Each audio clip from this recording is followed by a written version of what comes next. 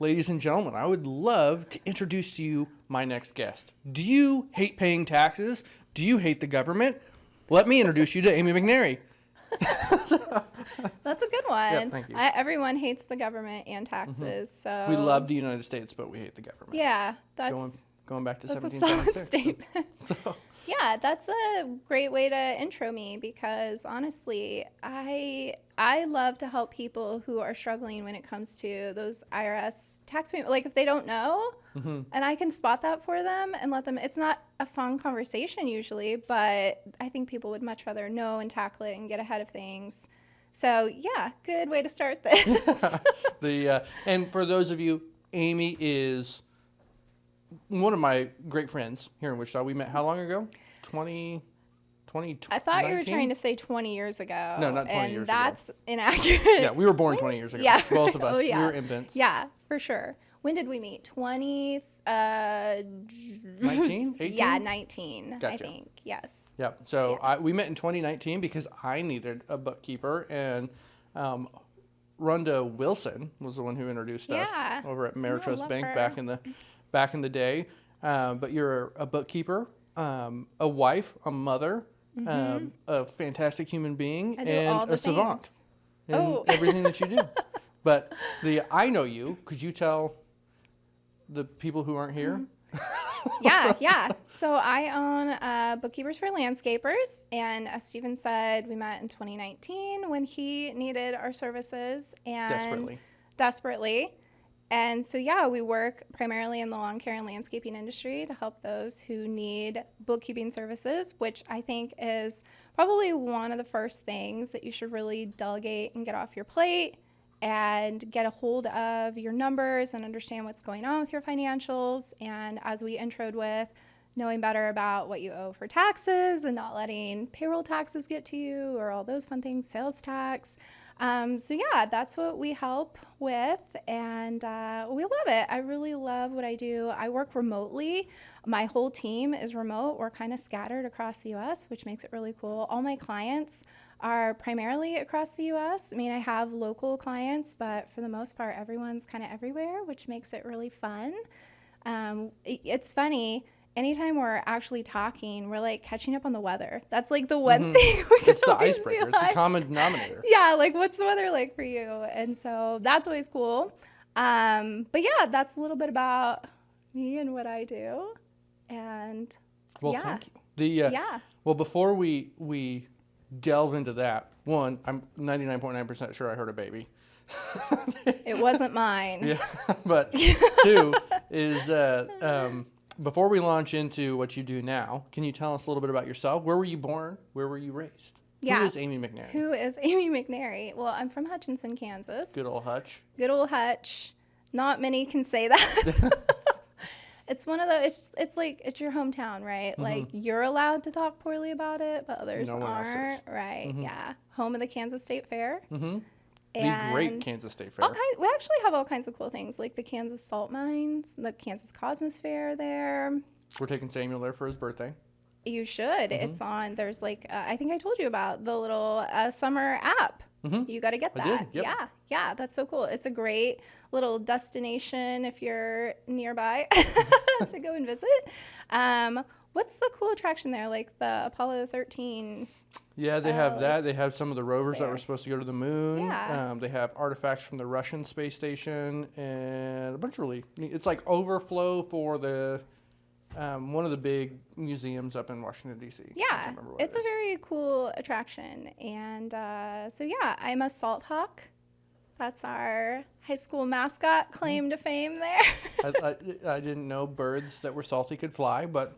I actually don't believe they can. Oh. It was like a big, meaty kind of eagle-looking bird.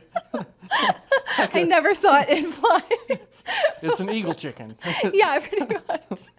I'm from Hutchinson, and I came over to Wichita in, 2008? So I've been here ever since.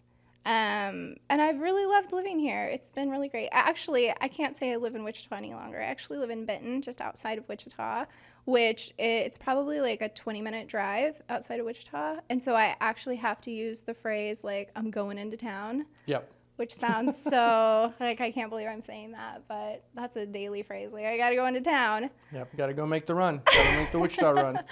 But yeah, so I moved to Wichita to attend Wichita State University. Whoop, whoop. Went to the business school there. And it's so funny. I was actually thinking today about this. So in the business school, one of your required courses that you have to take is an entrepreneurship class. And it was like a quick little quiz, self-graded thing. And I mean, I was in college like last year, right? It wasn't that long ago. Yep. Was it really 12 months? I think it was 11 months. Yeah. Yep. No, so back in the day, like the thought of being an entrepreneur and owning a business was 100% not on my radar. And in my brain, it was like, a box store, like a brick and mortar, you had inventory, like all this stuff. And so you take this little quiz, and the quiz was to help you discern whether you should be an entrepreneur if you had kind of that mindset and spirit about you or not. And I 100% fell in the not category. Yeah. I'm pretty sure I was like the lowest score in class. It was like very apparent that this wasn't for me. And so I think back on that often because I'm so happy with what I'm doing now. And I feel like it's such a good fit for my personality and just all the things that I have done leading up to this. I think I've just done little things that have put me in a position to, not only have a bookkeeping firm, but to be an entrepreneur, to be a business owner. And so I think back to that little quiz and me failing it and it telling me like, this is not for you. And just you change and you grow. And I also think that back then, the dynamics of the business that I run now wasn't a reality. Like a virtual business really wasn't a prevalent thing back then. And so I feel really lucky to have figured this out kind of before the boom happened. I think, I established my business 2 years prior to COVID hitting. So I was like in just before it became this like, mandatory that everyone work from home for a little bit. So I was able to kind of figure some of the little nuances out behind the scenes first. And I remember pre-pandemic, people would call me, and I kind of still do this. Anytime anyone calls me, I always preface, I'm like, listen, my coworkers are 5'3" and 1, and there's some dogs running loose in the house right now. Like, it could get a little wild. I'm just letting you know. And, it would be very lighthearted and everyone would be okay with it. But then during the pandemic, everyone was like, oh, I know, like my 8-year-old's trying to do math next to me. Yep. And it was like very accepted. So it really opened the door for this acceptance of remote working and it not feeling too weird for someone, especially someone who's handling your financials, to be states away from you. So yeah, I think back to my days in college and being in the business school and all that I did there and not really having any clue that I would be doing this today. And I kind of like reflecting back on those things. Yeah. I too went to WSU and studied entrepreneurship. Did you have to take the quiz? Did you fail the quiz? I didn't have to take a quiz. I think at that time, if you went in for your major and you were accepted, they had the little acceptance quiz beforehand. Is that what you're talking about? No, this was in, I had an entrepreneurship class, and I specifically remember it. I think, everyone had to take this, mm-hmm. and so it was more like, should you be in the marketing area, or should you be in the accounting space? Yep. It was more along that lines, but there were some students in my class who were very much on that track and of that mindset, which I think you obviously were. Yeah, well, it was very interesting. So I went to school later in life, which is great. It is great until you're surrounded by a bunch of babies, 17 and 18-year-olds, and I'm like, I was so dumb. How old were you? When I went back to school in a traditional university setting, I was 24. So not super old, but old enough that I was like... You were over everyone around you. I don't want to go out and do anything. Right, for sure. And I was already married, and so it was different. Yeah, I bet. But I had gone to college online before that, to University of Texas Online, through the military. But so coming to Wichita, I was coming from a job where I was managing ridiculous amounts of money. I don't know why they thought I was qualified to do it, but they trusted You are good me. at fooling. That is a skill that you That's great. I'm good at admitting confidence that I probably shouldn't have. That's a great skill to have. Yeah, and so when I was doing that, I got a huge condensed education on how to talk to people, how to sell something, how to manage a budget and create a team. And coming to Wichita, everyone's heard me tell this 1,000 times, but I couldn't find a job. So I went back to school, and the reason I chose entrepreneurship was because I started several small businesses, the kids would call side hustles. Side gig These days. And they were so random, the things that I started. What did you do? I don't think I know this about you. So I've really flipped this podcast around, and it's about getting to Oh, no, don't worry. We're going to get to know each other, but the preface is on you. I didn't know this. Yeah. What are these side hustles? Sonia and I started a business in Wyoming called S&S Tactical Solutions. Okay. Which is firearms training and stuff in the firearms industry. And then she got the job offer out here, and so we dissolved that. Yeah. And I said, I'll look to see if there's something here. What was that? Like a shooting range, or I'm trying to imagine. It was training and then firearm sales. Okay. So those were the two aspects of it. Gotcha. And specifically where I was at in Wyoming, which a lot of people listening can relate to this, in rural areas, there's a lack of quality training. There just is. Interesting. You're learning how to do things that your grandfather taught you to do. Yeah. Okay, I see. So just with the training I had through the military, I was like, I have an opportunity to. My uncles and everyone already having me train them, and so I might as well see if I can start a business with it. And so Sonia and I started that, and then moved to Wichita. I couldn't find a job, started working armed security in the evenings, and I worked at a gun range, ironically, during the day. And I started a brass recycling company while I was here on the side. That's specific. Yeah, very specific. But it was because the one thing, like in Wyoming, is it's very rural, so everyone reloaded. And so there's a niche group of people around the world who reload their own ammo. Okay. And when I was at the range, they would throw away all the brass. And so I was the hoarder with buckets by the dumpster, taking all of the brass, and then I'd clean it and I'd sell it on Craigslist. And I'd go meet up with some really nice people and some really sketchy people. That's what Craigslist is all about. So anyways, that's what I did. And then I was like, okay, I want to go to school. I want to study entrepreneurship. I can't spell entrepreneurship, but I want to study it. Yeah. Can't sell brass every day. Exactly. Yeah. And so, that's how I got into that. And then Lawn Buddy was born from there. Didn't Lawn Buddy start from like a class project? Is that correct? Like the concept of it kind of grew from that? It did. So I was working full time, both in the evening and during the day, and going to school full time. And so I just had no time. Yeah. And the communication with my landscaper was like, they were not great at all. Yeah. And so it was in my driveway, and I was like, there's got to be a better way to communicate and pay this dude instead of like leaving money in a Ziploc bag under the doormat. Like that's what I was doing. I felt like I was like buying drugs. I was like putting quarters in the Ziploc bag. And so that's where the original idea started. And it just so happened that we were doing a college project where we had to come up with a business model canvas for 2 ideas. That's perfect. Lawn Buddy was one of my ideas, and an automatic self-lining trash can was another one. Okay. Because my new domestic duties was taking out the trash, and everyone can relate to this.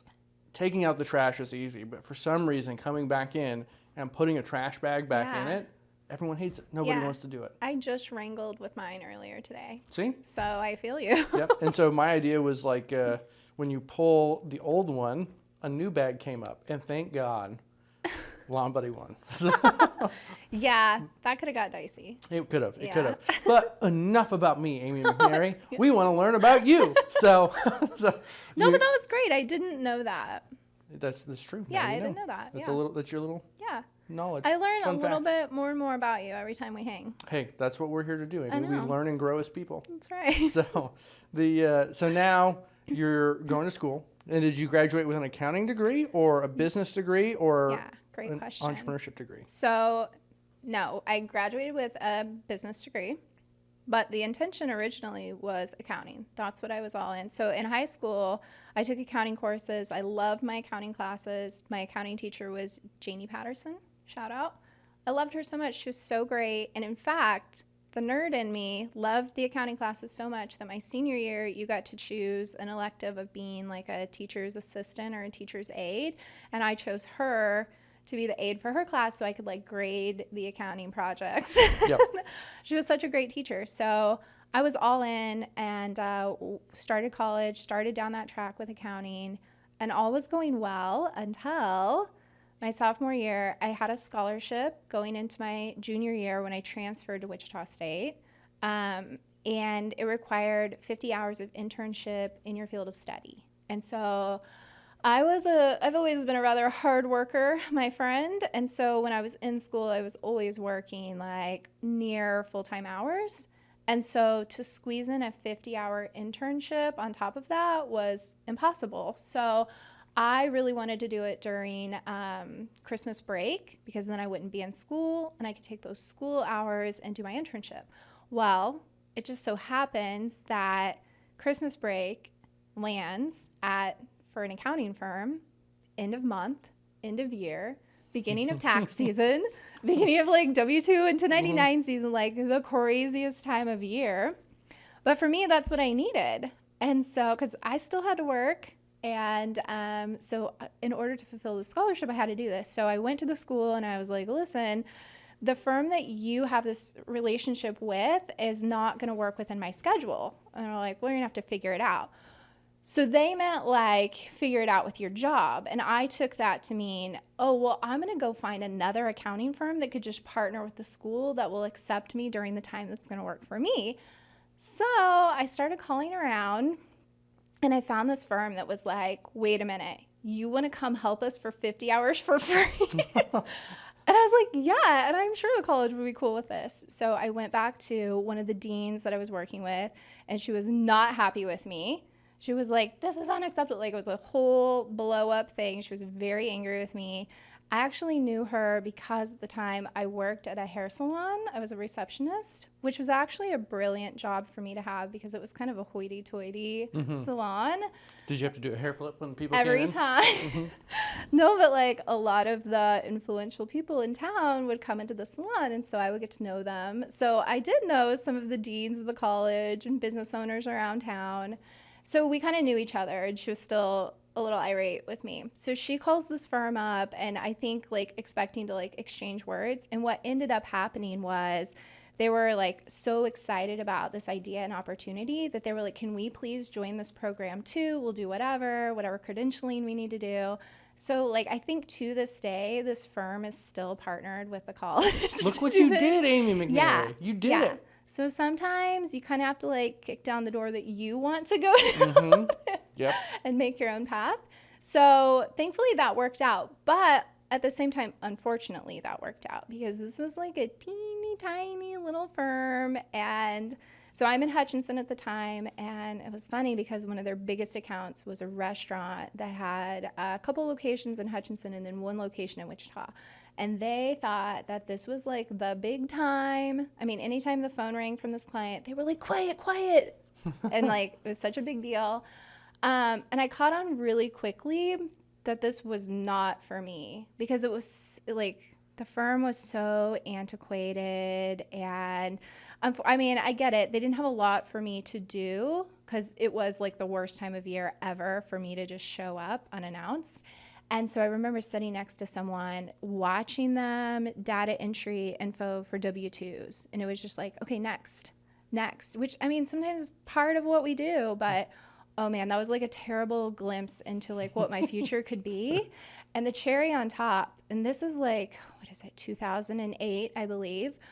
They wanted me to help them make labels for envelopes so they could mail out W-2s. So they pulled out a typewriter and they were like teasing around and joking and making fun of me because I didn't know how to like set up and line things up to like type in the label. And I was like, yeah, I'm also not like rubbing sticks together to make fire. What are we talking about? So I was so grateful for the opportunity and I fulfilled my scholarship needs, but I was terrified that that was going to be my life. And I'm sure I'm misremembering, but I am just like remembering this dark little like building with like one window. And it was just like, Yeah, get out of here, get out of here. So my junior year, the plan was still like accounting, but I took an HR class that I really enjoyed. And so I didn't like totally abandon business. I knew I still wanted to stay in that space, but I kind of abandoned the accounting course or the track that I was on because of this experience that I had. It was very, it was definitely not a good picture of what was really out there at the time. Let's just put it that way. I mean, I'm sure every firm wasn't using typewriters in 2008, but this one was. This one that I showed up to was. So I went ahead and I like focused more on human resources. And when I graduated college, that's really kind of where I went through my career, was doing like I was a recruiter, and eventually I landed in like the nonprofit world, and I was doing development. So I was doing fundraising for the nonprofit, which it was mostly focused on like business relationships and business sponsorships. So really it was sales 100% of the time. You're kind of like the face of your like fundraising events, and you're really like not schmoozing so much, but really you are developing relationships. You're like building donor bases, working with the volunteers who are helping put together the events, and helping with the nonprofit in general, all the board members. I mean, it was really like the whole like experience was sales. And so through all of those experiences, though, I'm really glad that teeny tiny little firm scared me away, because now when I look at myself as a business owner, I can pull from like each of those experiences that weren't necessarily like CPA accounting related, but they've really helped me to become a more solid business owner and be more well-versed in all things business. So it took me a while to come back around, but when I left corporate America, I think it was 2018, it was when I was pregnant with my first daughter, and I just knew that I wanted to be home with my kids, and I wanted to make that flexible. And it was, again, like I said, you know, remote work it was like a thing, but it wasn't well known, or like there wasn't a lot of opportunity. I remember trying to search for online or remote jobs at the time, and they were all like sales or call center. And remember the zoo that's in my house, like there's no way I can be tied to a phone all day. So I knew it needed to be pretty flexible. And so I started calling accounting firms, and I was like, hey, do you think, like, I feel like I have enough education. Like essentially have like an associate's level of like accounting experience. So I was like, do you think that I could work remotely for you? And everyone was like, no. No, like maybe if you'd worked with us and then left, we could work something out, but no. I mean, again, at this time, that really wasn't a thing. And I had a lot of kind of naysayers who were like, well, how are you going to do this? If you have not like been doing this previously, how are you going to do this? And again, like you just have to kind of kick down the door for the path that you want to go down. And so that's what I did. I had enough confidence in myself to say, like, I'm pretty sure I can do this, and I'm going to start my own business and do it. And now here I am almost 7 years later, and I'm pretty proud of that. There you go. And I think that journey makes you a better business person today, because absolutely. Now you're well-rounded in every aspect of business, and you can relate. Because I think the trouble that we run into, and we've had this before we met, is we'd work with bookkeepers and they wouldn't see the full picture. They would see the numbers, which, I mean, that's what they're trained to do. I mean, when you think about a typical bookkeeper, your experience in college, maybe minus the typewriter, is all their on-the-job training. Yeah. And so finding someone who's well-versed in knowing how to make the sale, what goes into marketing, what goes into actually acquiring the customer, because you've been there.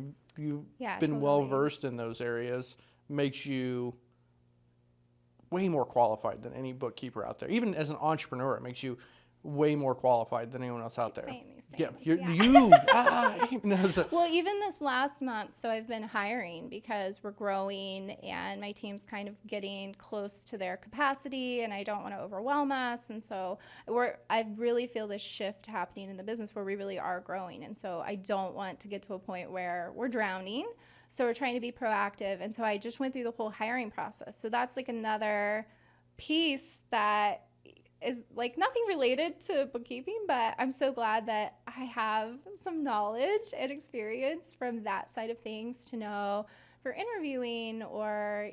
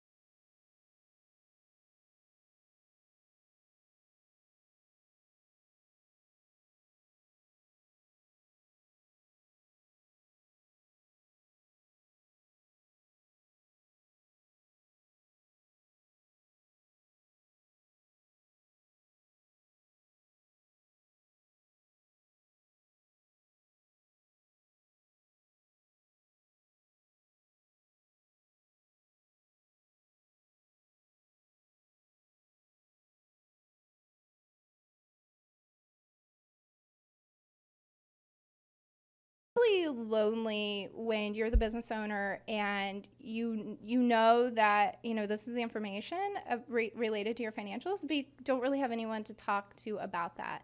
Like you could probably talk to your spouse, but they're not in it the way that you are.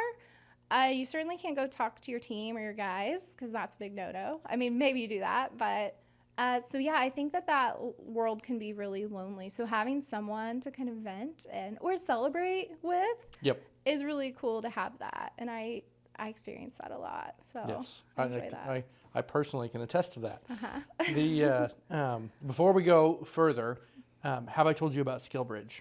Did we talk about this on the phone? Yeah, and I actually looked into it a little bit. Super dope. Yeah, so share. So we just got out of a meeting last week, specifically regarding the SkillBridge hosted by Homebase Wichita. Okay. And so I don't know, did I tell you 3 months? Because I was wrong if I told you 3 months. I don't remember the details. I remember the shell or the premise of what it is, but I don't know details. Yeah, I guess I should explain. Sure. What it is. So we're talking in code. So SkillBridge is essentially it's a companies working in partnership with DoD for transitioning veterans. And so they essentially give you a paid intern for 6 months. Yeah, that's nice. The intent is for you to turn that into a job offer at the end. However, when you go through, if you're looking for a salesperson, marketing, technical, even the military has bookkeepers. And I don't necessarily think they would be considered CPAs, but they have accountants. And so you can go and you can fill out an application. It takes 4 to 6 weeks for it to get approved, just depending on how fast you can get paperwork in. But once you're approved, you can start taking applications from Air Force, Marine Corps, nice. Army, all that stuff, any branch of the military, so that you can get applications to come in, and then the DoD will pay them. Yeah, they get what's called TAD, temporary additional duties, to come and work for you for 6 months at no cost to you. That's no really cool. Insurance, no taxes, no salary. As a matter of fact, you'd probably get in trouble if you gave any extra incentive. Yeah. But it's super legit. Anyone can use it, including landscapers, but we're going to take advantage of it. So yeah, cool. Well, and I looked into it and I can't remember. I mean, I read through it and don't remember, so maybe you know this, but as far as working remotely, They can. they can. Okay. Anywhere throughout the country too. So Yeah, that's they don't really have to be cool. in Wichita. That's Obviously, we want to perfect. move them to Wichita, but they can work Right. anywhere Yeah. throughout the United States. So, Yeah. and you can be not stationed, but you can be here in Wichita, but they can be in California, New Mexico. I don't know Yeah. why I went to those two places, because the East Coast can fall off the face of the earth. Yeah, whatever. So the No, that's cool though. yeah. How did you hear about this? I know you're all connected and everything, but So one of the boards that I sit on, Amanda Duncan. I don't know if you ever met I know Amanda her, yeah. from Workforce. She told me, or not, she was my connection there. I was Okay. told from another board I sit on. I sound hoity-toity. you are, yes. But so through the chamber board, I wanted to get more involved with the military action committee that they're standing up. Okay, cool. And Joy Eakins connected me to Amanda Duncan, Okay. which I didn't even know Amanda was working on this program or it existed. She Yeah. invited me out to one of their events, and I'm just one of the biggest proponents of home-based Wichita now, and that's how I Yeah. learned about it. Yeah, Because I had cool. no idea. But I for know. an entrepreneur or for a business, being able to come in and have that as an asset and help a transitioning veteran Yes. is flipping huge. Especially right now when prices are crazy on everything, and I have so many clients who are coming to me saying, okay, what can I cut? Like, what is reasonable that we can pull back on or scale back on? Like, so having a 6-month run of a skilled worker that you can just plug in and you're not spending on payroll, yeah, that's pretty cool. And for the lawn and landscape industry, one of the biggest things is that dependability. That like they'll hire someone and they don't even show up Yes. the next day. What a And so pain. having someone who's used to being hot, uncomfortable, and doing a physical Yeah. task.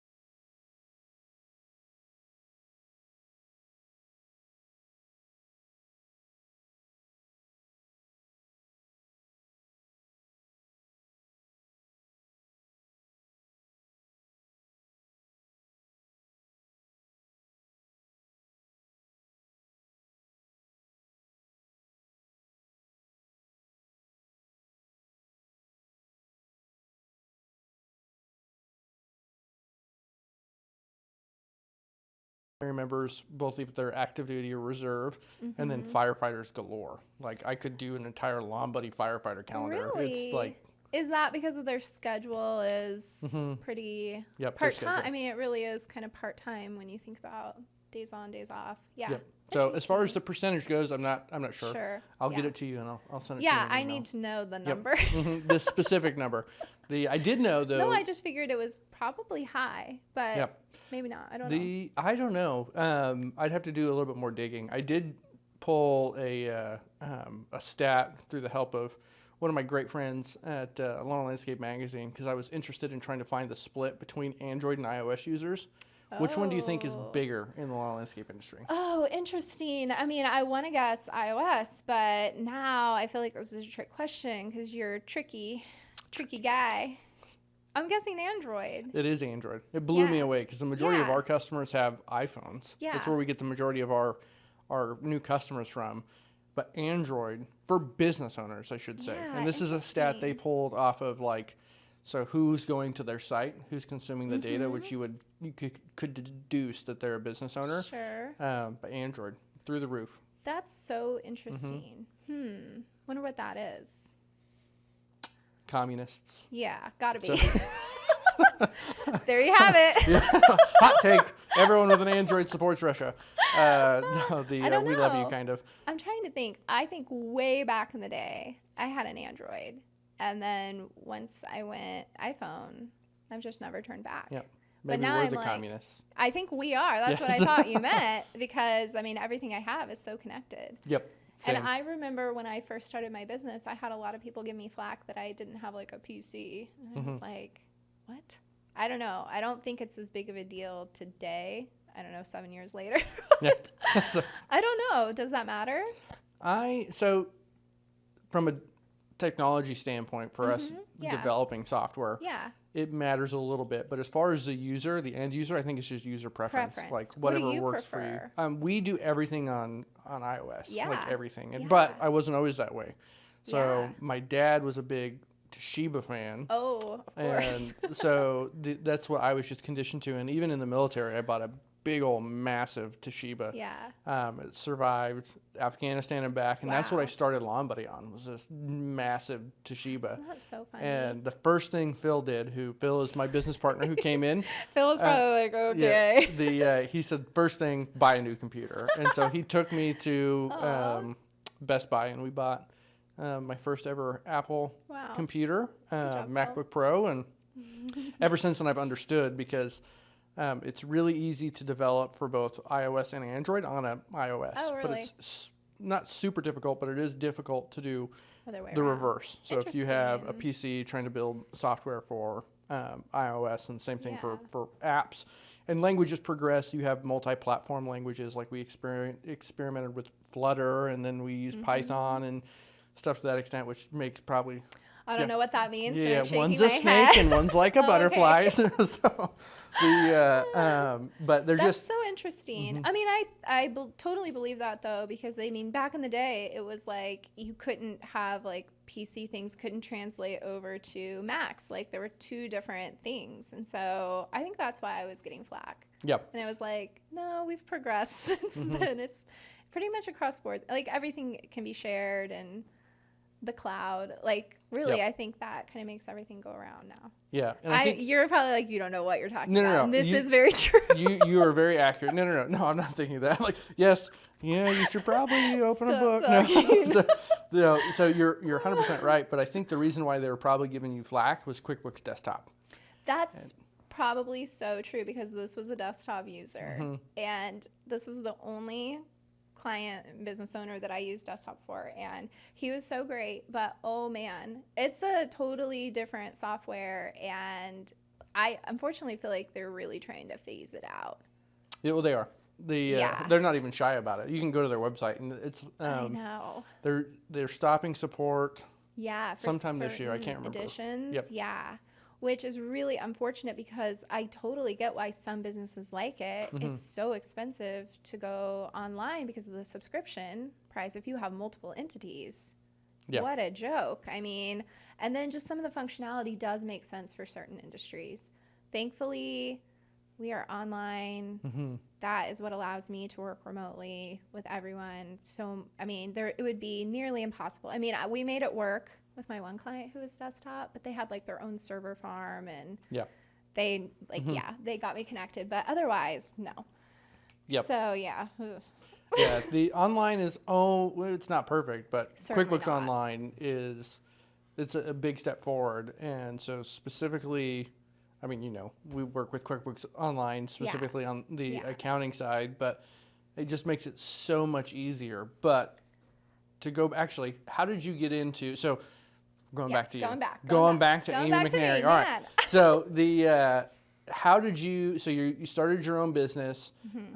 Did you know right out of the gate, hey, I want to focus on QuickBooks Online? You said you have that one client that's desktop. Yeah, I knew right away. I mean, all the training that I had done was in online, so it was really a curveball for me to start working in desktop. And I really only did certain functionalities in desktop, and so I quickly realized, though, I was like, this is not what I want to be doing.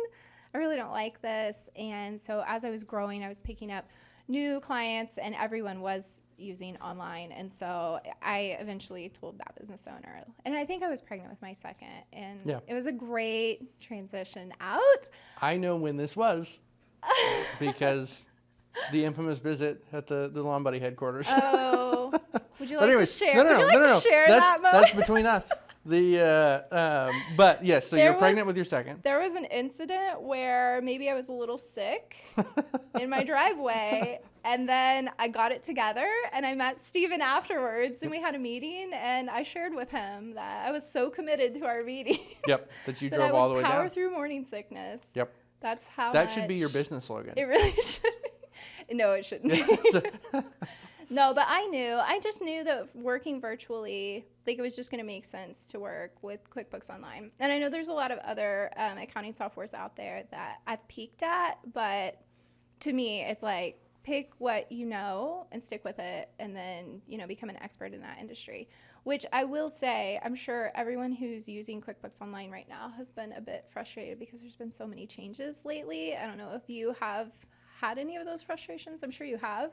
I hate I know. It's hard because I can't hate it because it's the software that I live in, but there's definitely love-hate for it because there's frustration. I will vent this frustration to a software business owner that it seems that there's so many little changes to the user. These changes seem to me really ridiculous. It's like, this thing isn't broken. What are we doing? But I assume the bigger picture is that there's probably changes so many layers below that have to happen, and it forces some of these other things to change with it. That's my only excuse to give into it and to try and right the wrong that they have caused. But just so many changes in this last year as far as the reporting features and the invoicing features. And there's some new updates that they have brought in that have been good. But it is hard and it's challenging. And so that's one thing that we kind of help our clients with, is dealing with these always changing software interfaces to help them become acclimated to, well, this is the way the reports look now, and I don't like it either, but we've got to power through this. And thankfully, I'm dealing with it the majority of the time, and they're really not so much. But it can be really frustrating when that happens. So I still love them, but I shouldn't say that I hate them. It's a great tool. I mean, we use it. Yeah. I mean, it's the best, I think, for getting done what needs to be done. For an accounting system and software, it is probably the best out there for that. And if we didn't have the relationship we have with you, I probably would hate them a lot more. Yeah, because when they do those little changes, what people don't know is, yes, it's frustrating because your report changed, but then our API that we have to push the data gets all jacked up. And then I get 18,000 angry customer calls saying, hey, it's not importing data correctly. Yeah. And that's really hard because they're constantly changing these little things. And it's not like they're coming to you and being like, hey, Steven, we're going to change this today. You have to deal with it through finding out from your customers, I'm sure. Yes. So you're like, oh, I see what Intuit did to us. Yeah, like Tax Center. That's my favorite thing. Do not touch the Tax Center button, ever. I know. Until you consult with Amy. Don't do it. Stop. That's going to be the biggest takeaway from today.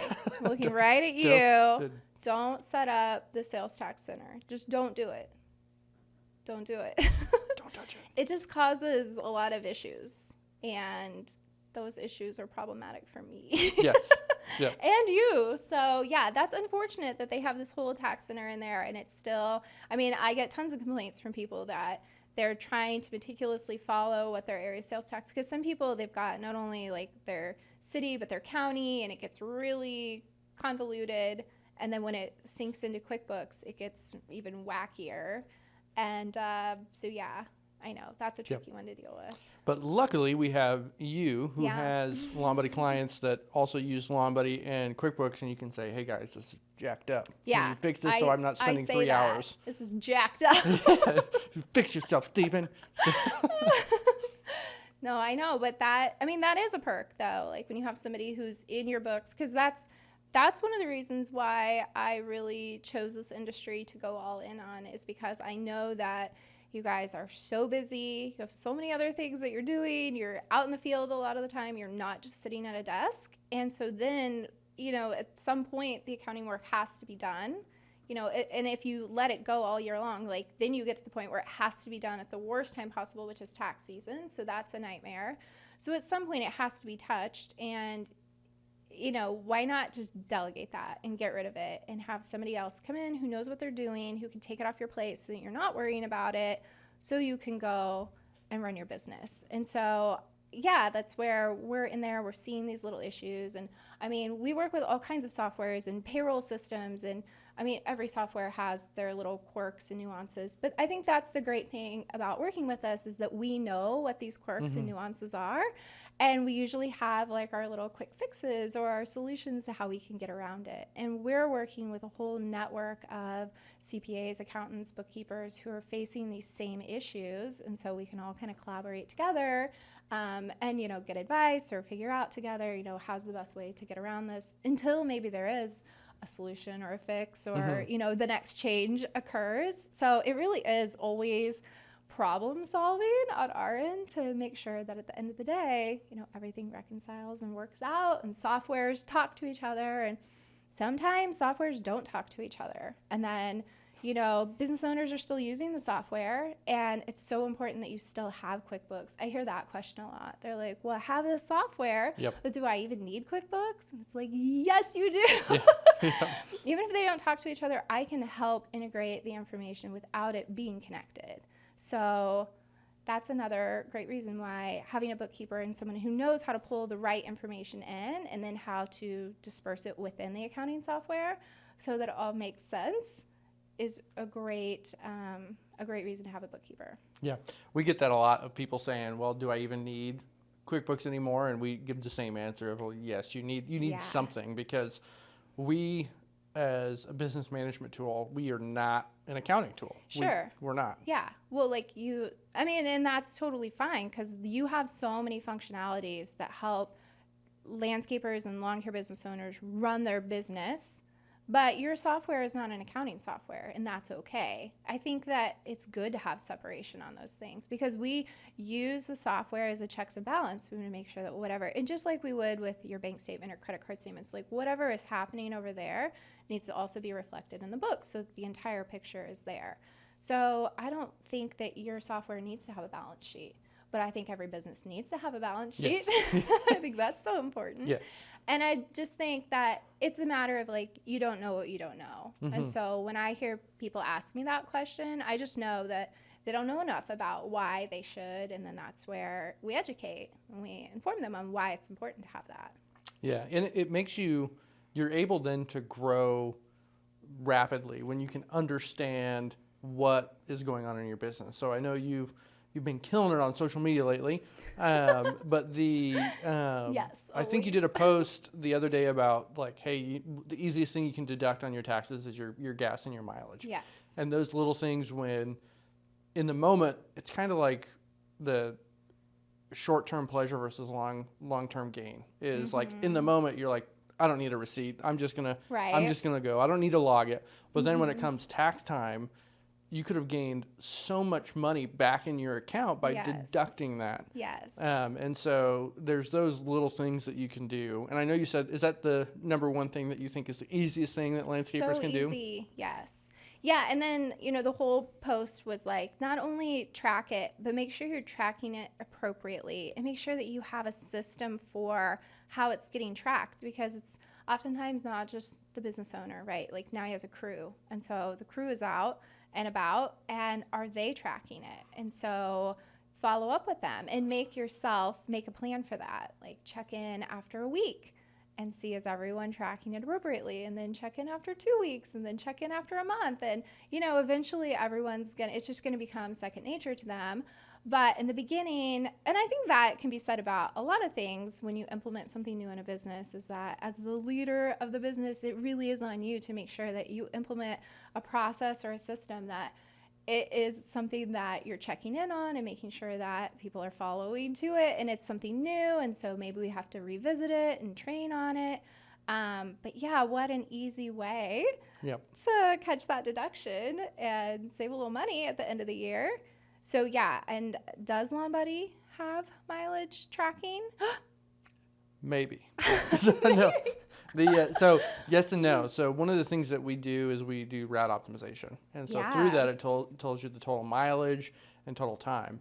And as we're rolling out these new features like time tracking and enhanced time tracking, we've always had time tracking, but logging the hours for when you're driving, we can also go back in and tap into the mileage. And so that is on our roadmap to have in there to where they can have those deductions.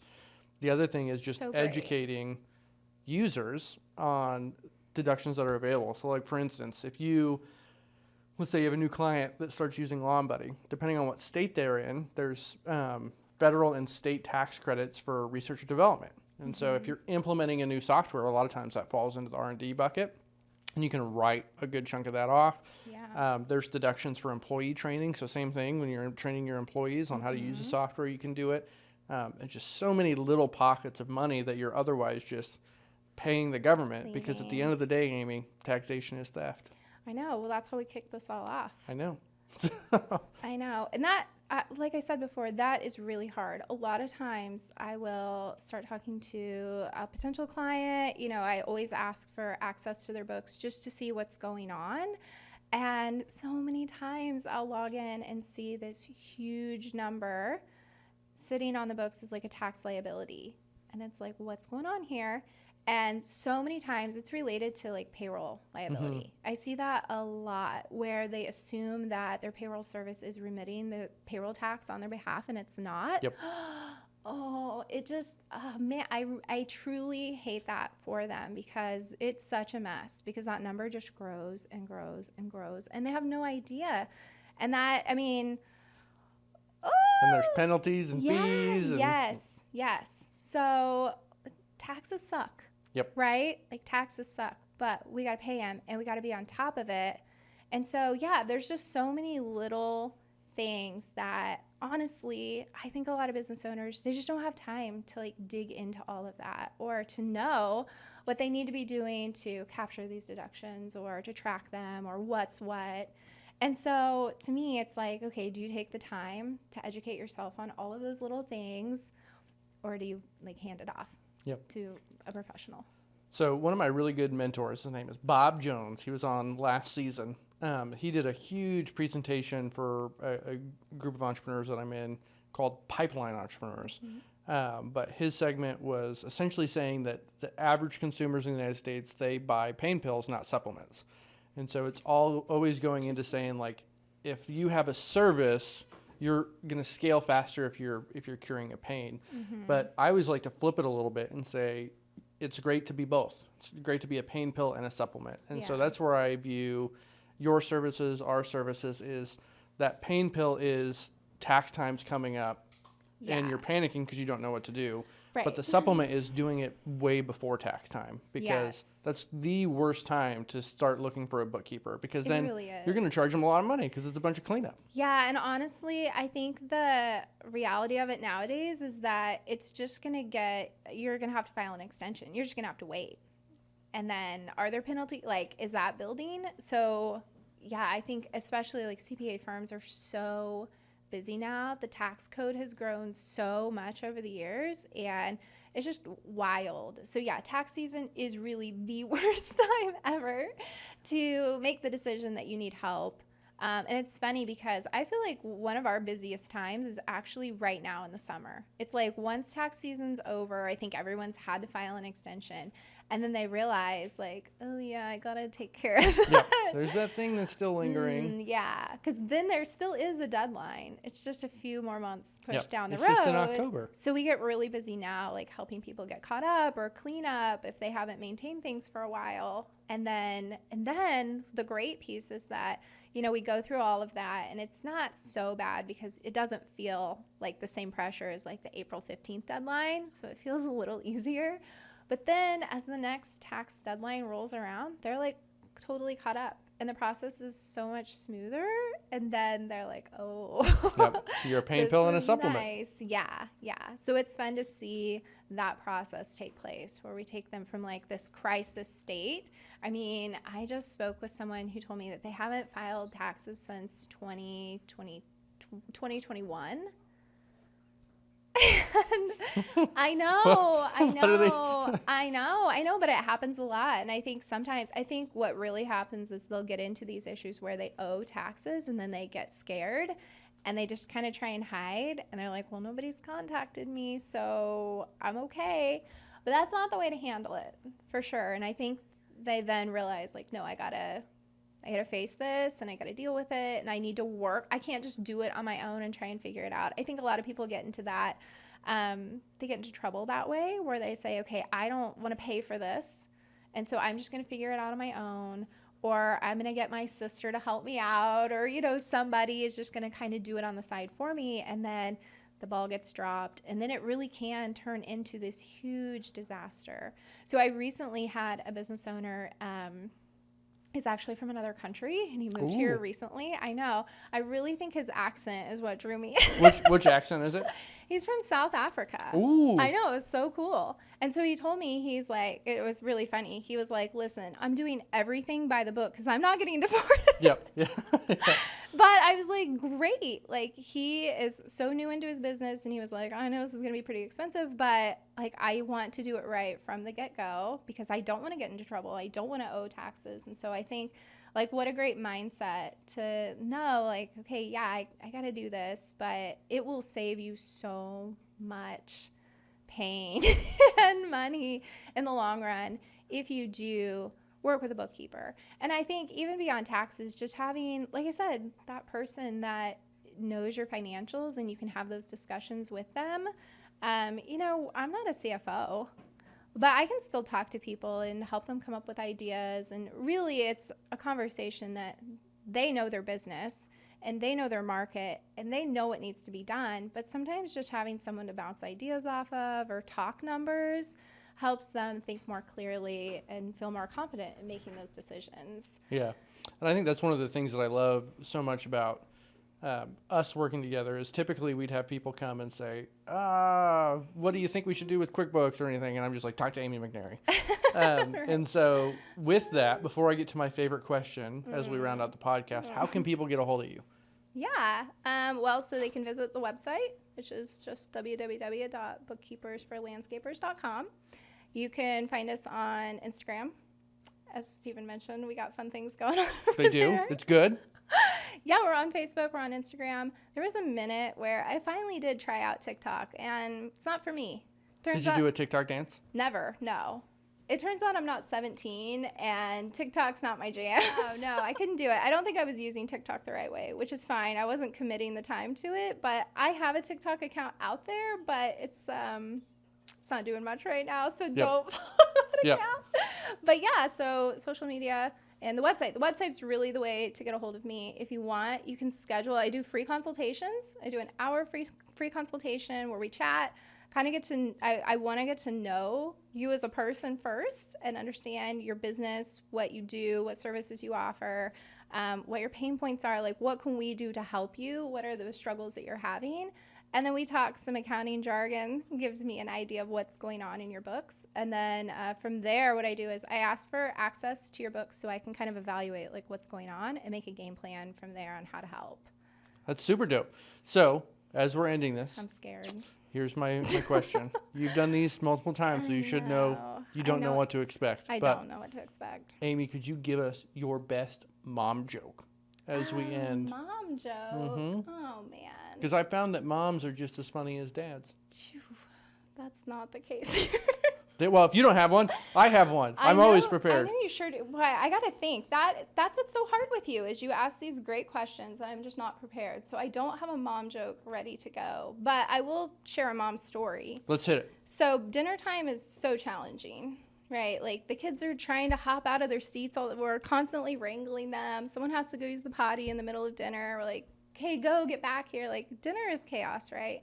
So I feel like I've had a small breakthrough recently where I've started asking really like wacky questions. And I actually think about you when I do this with the kids. So I tell them they have to take a bite so I can ask them a question. So they take their bite. And it's always like a crazy question. Like, would you rather ride on a dolphin to travel or fly on an eagle? And then they have to be all crazy. So yesterday we were playing this game. And I shared with Stephen that we didn't have AC all weekend. So we're like hunkered down in the basement with fans blowing everywhere. And we're playing the game. We're asking these crazy questions. And the kids are getting really into it. And my 4-year-old asked the best question. And she asked us, would we rather live in a toilet or live in a shark's mouth? Ooh. And I thought that was the best question. So I got to know what your response would be. Oh, live in a toilet or live in a shark's mouth? Yeah. I think probably live in a shark's mouth. That's what I chose. Because then the world doesn't go to crap. Oh, hey! that joke. I told her that I would live in a shark's mouth because I would befriend it and I would go fish for it and feed it so that it wouldn't eat me. Yep. And she thought that was a pretty solid answer. I mean, hey, Jonah did it, so why not? Well, not a shark, a whale, but maybe it was a Right? whale shark. We don't know. Right? Wait, next time I'll give you a mom joke. Okay, I've got one for you as we finish. Okay, let's hear it. Why did the bike keep falling asleep? Why? Because it was too tired. Oh, that's a good one. Yep. But anyways, as we end, thank you so much for being our Thanks for first having me. in-person guest at the wonderful I Wichita know. Podcast What'd you Studio. think of this? You know, I thought it was really good. Yeah, me I too. thought it was better than me talking into a computer, even though I laptop. love doing that know. and talking to people across the country. But yeah, this is just a little bit more This was nice. easy. What a great setup. I know, it's great. Yeah. So thanks, guys. Thanks We'll for see you next having time. me.